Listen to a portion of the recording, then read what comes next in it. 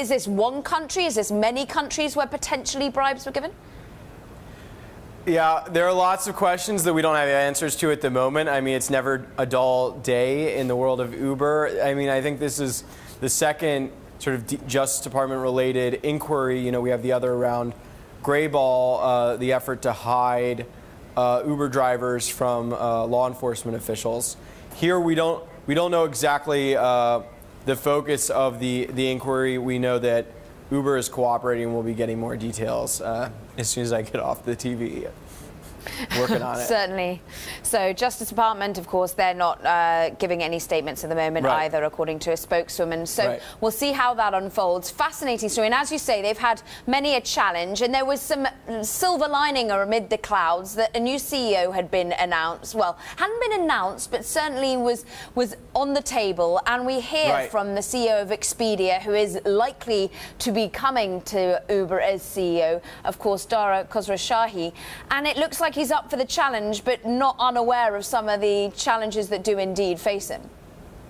Right. I mean, he's calling it the opportunity of a lifetime. At this point, Barry Diller at IAC acknowledged that Dara was probably going to accept the offer. You know, our sources have been saying that. I think Uber's just sort of dotting the I's, crossing the T's. And then to your point, yeah, he talked about diversity a little bit there. You know, Expedia seems to have done better than Uber, at least in terms of recruiting sort of female software engineers. Definitely something Uber needs to improve on. He sort of took a tone of, you know, I need to wait till I'm there and sort of take in this situation, but he talked about sort of broadly the problems in the industry in terms of diversity and inclusion. And certainly top priorities for him. I mean, the list feels almost endless, but notably he's got to get himself a CFO, a CMO. I mean, the top executives. Is that really where the focus will lie, first of all?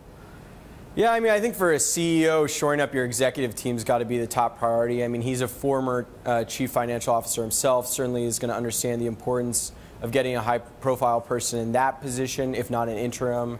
At first, the company's already said they want to hire an interim board chair, an independent board chair to sort of bring fresh perspective and independence to the board. So I think that's going to be very important, but obviously he's going to have to do that sort of in cooperation with the existing board. And then, like you said, just there's so many vacant positions. They definitely need more top engineering talent, top operations talent. You know, you can go on and on. So he's going to have to fill out the team, and that's going to be a top priority.